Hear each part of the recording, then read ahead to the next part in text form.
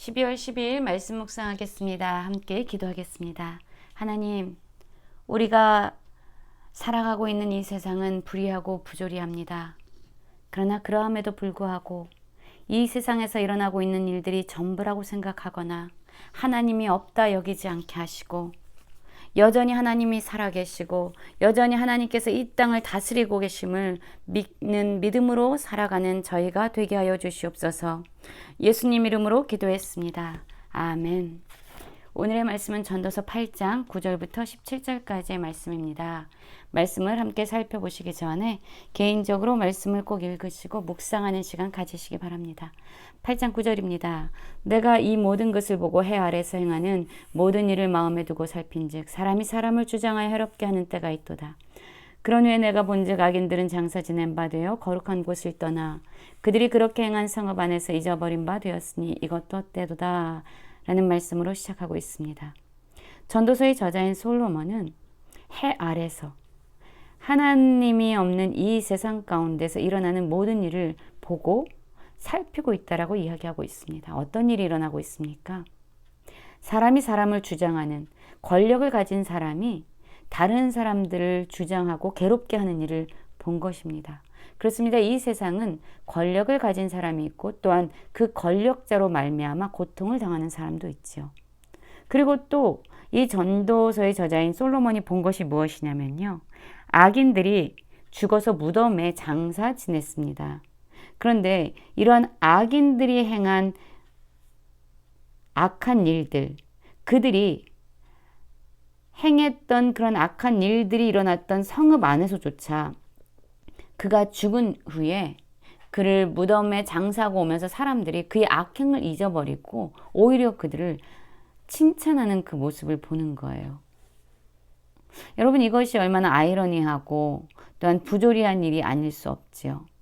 그리고 또한 가만히 생각해 보니까요. 이 전도서의 저자는 왜 이렇게 이 세상에 악한 일들이, 인생들이 악을 행하는데 이렇게 서슴지 않고 담대하게 행하는 일이 일어나는 것일까라고 생각을 하게 되죠. 그리고 그 이유를 알게 됩니다. 왜냐하면 그들이 행한 그 악에 대해서 징벌이 바로바로 실행되지 않기 때문에 그들은 더 담대함을 갖게 되고 죄악을 행하는 데 있어서 서슴지 않고 그 일을 행하게 되는 것이죠.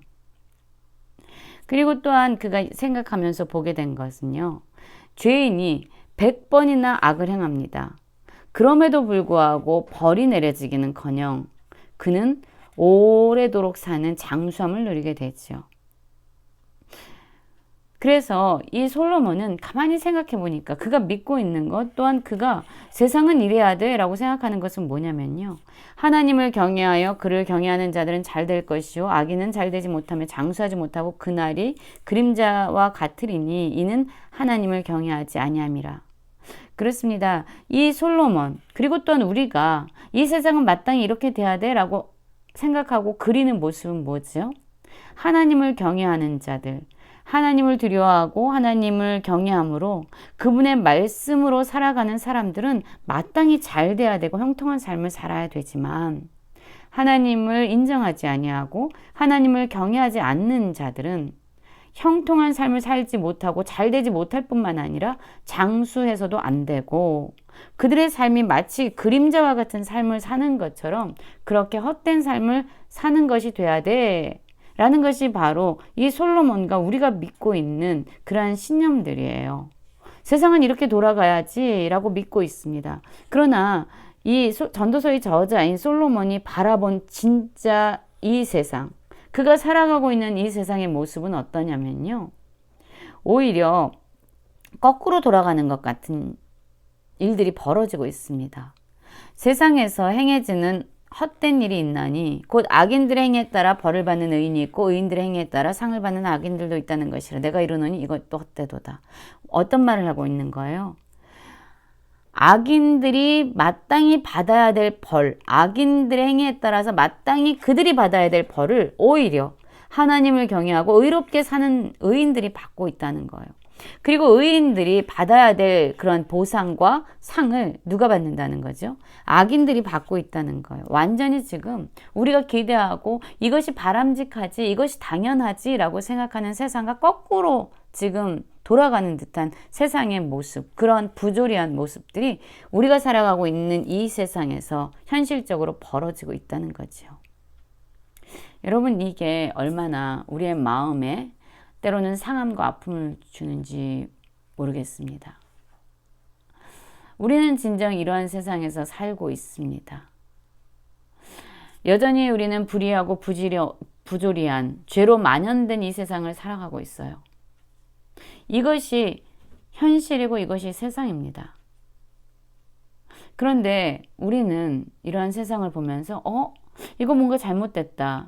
이 세상과 이 현실은 부조리하고 불의하다라고 생각하기보다는 오히려 세상에서 형통한 악인을 미워해야 되는데 그런 악인들의 삶을 보고 부러워하고 심지어 그가 진정 하나님을 경외하고 복을 누리는 거 아니야? 라고 생각할 때도 있다는 거죠. 그리고 반대로 세상에서 형통하지 못한 삶을 사는 의인들, 잘 살지 못하는 의인들, 그런 사람들을 보면 저 사람들은 하나님을 경외하지 않아서 저주받은 사람이야 라고 치부하면서 오히려 그들을 멸시하고 외면하는 또 다른 죄를 우리는 행하고 있을지도 모르는 거죠. 여러분, 이 세상은요, 불의와 부조리 속에서 돌아가고 있습니다. 우리 육신의 관점으로만 본다면 공의롭고 정의로운 하나님이 진정 살아 계시는가? 정말로 하나님이 이 세상의 흐름 가운데, 역사 가운데 개입하고 계시는가? 라는 의문이 들 때도 있어요. 한두 번이 아니죠. 제 아무리 세상의 모든 일을 살펴보아도 우리 인간의 짧은 지식으로는 다 이해할 수 없고 알 수 없는 일들이 이 세상에서 벌어지고 있습니다. 그래서 우리는 때로 이러한 불의하고 부조리한 세상을 보면서